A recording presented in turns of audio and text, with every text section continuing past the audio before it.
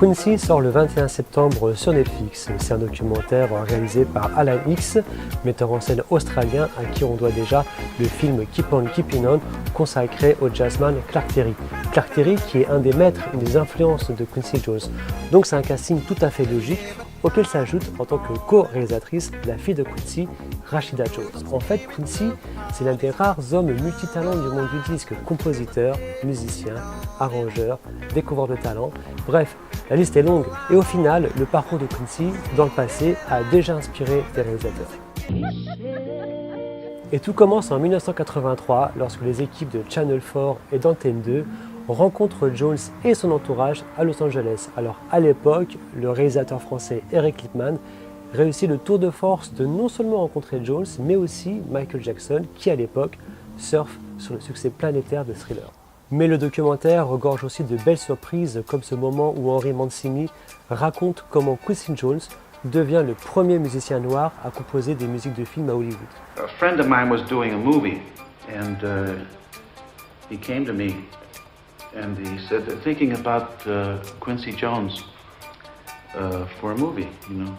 I said, yes, great. He says, do you think he's black, yeah? Can black men write movie music? Et à la fin du documentaire, Jones livre sa vision de la musique du futur, bien avant l'arrivée d'Internet. That's a dream of mine, is to see that fusion of the same kids that line up to see Police, to line up to see the symphony orchestra. That's my dream in the future of music. Cette vision, finalement, ne se vérifie que très partiellement dans le documentaire Listen Up de 1990, validé par Quincy Jones et réalisé par Ellen Weiss-Brown. Le montage rapide, clippé, voire épileptique de Listen Up empêche au récit de se poser et de prendre une belle dimension. Et en plus, le casting du documentaire en fait révèle que la nouvelle génération de l'époque finalement a eu du mal à survivre dans l'inconscient collectif. Aujourd'hui, en 2018, I Love Quincy reste inédit sur tout support officiel et Listen Up n'a bénéficié que d'une sortie très confidentielle en DVD aux USA. Donc cela laisse le champ libre à Netflix pour essayer d'imposer Quincy comme documentaire référence et ultime sur Jones.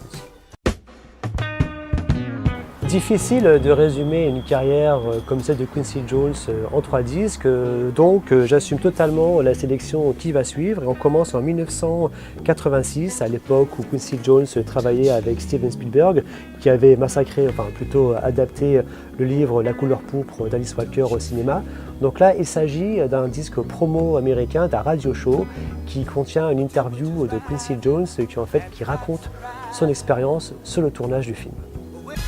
En 1989, Quincy Jones sort Back on the Block et en est extrait ce single I Don't Go For That, et sur lequel on retrouve un jeune talent qui s'appelle Teddy Riley, donc l'inventeur de New Jack Swing, qui signe 3 remixes sur la face B de ce maxi single.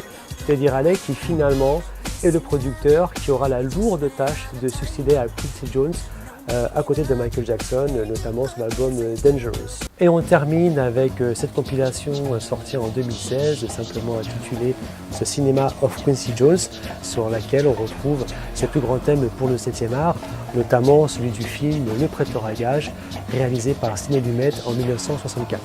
Merci à tous d'avoir regardé cette vidéo, j'espère qu'elle vous a plu. Et puis moi je vous retrouve très bientôt pour de nouvelles histoires, de nouvelles aventures. D'ici là, prenez soin de vous. Salut!